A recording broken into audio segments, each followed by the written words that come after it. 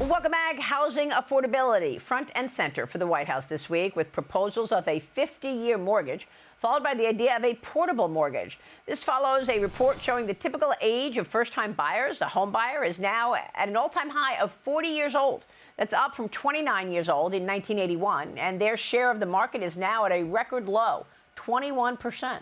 Joining me now is Mansion Global host and Fox News contributor Katrina Campins. Katrina, great to see you. Thank you so much for being here. Thanks for having me, Maria. Well, I was struck by the fact that a first-time home buyer is now at 40 years old. Although I have to admit, I bought my first house when I was around 36, so it's not that different. So I was very surprised by this number because it continues to go up. When I was in college, I remember thinking vividly that buying a home was such an important part of the American dream. But times have changed now, right? And people don't have the same affordability that we had back then. So the average age is 40, which is why some of these new proposals need to be carefully considered, like the 50-year mortgage, for instance. I do commend President Trump and the administration for working hard to solve the housing issue, because it's one of the biggest problems that we have. And I'm very hopeful that they will solve it. But I think that the federal government needs to unite with the city and state officials to be able to solve this issue, because one policy alone is not the solution. And I do also think it's important to note that the average person stays in their home now 11.8 years. That number continues to rise. That number rises because people are stuck in their homes. There's so many people that are retired that have 2 or 3%. They're not going to trade up for a 7% mortgage. But what's interesting is that the average length of an actual mortgage is about 7 to 8 years. Now, what does that tell you? It tells you that people are refinancing, that life happens, that even though you plan for a certain thing, God has other plans, right? You have more kids, you get divorced, you get a new job, and you're forced to move. So people spend about 7 to 8 years in their mortgage, which makes me happy to hear that there's new options in the toolbox with either a 50-year mortgage, which I don't necessarily think that that's the solution to everything, Maria, because you're paying more interest over the life of the loan. But nobody keeps a mortgage for 50 years. What about a portable mortgage? What are your thoughts?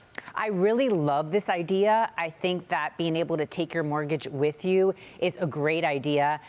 There's so much that has to happen for that to actually be executed, but I really love the portable mortgage idea. I also like assumable mortgages. There's very few mortgages nowadays that are assumable, but if you have the option to assume someone's mortgage, I think that's a great option. One thing that I'm seeing so much of is seller financing.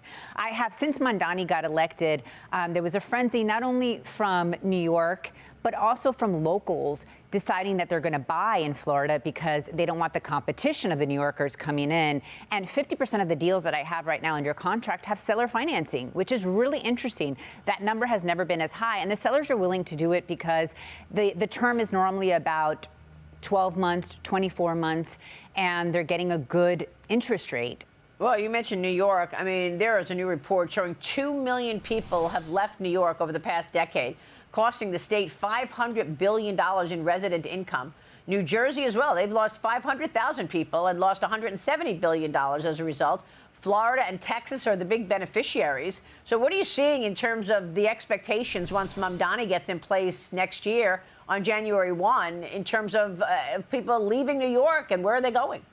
Maria, we saw such an influx, as you well know, during the pandemic to Florida, and I'm beginning to get those phone calls from people that are willing to buy a second home, but also people that have children in the school system here in New York. And so they're wanting to buy a home just in case, because they're afraid that the city could get very dangerous, not to mention that the top 1% of the people in this city are responsible for the tax revenue. Florida's benefiting and Texas is benefiting.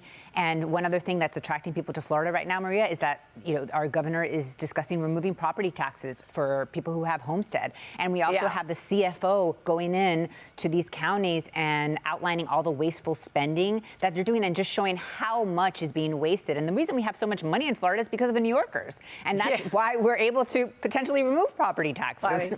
All right, Katrina, thanks very much. Thanks so much for having me.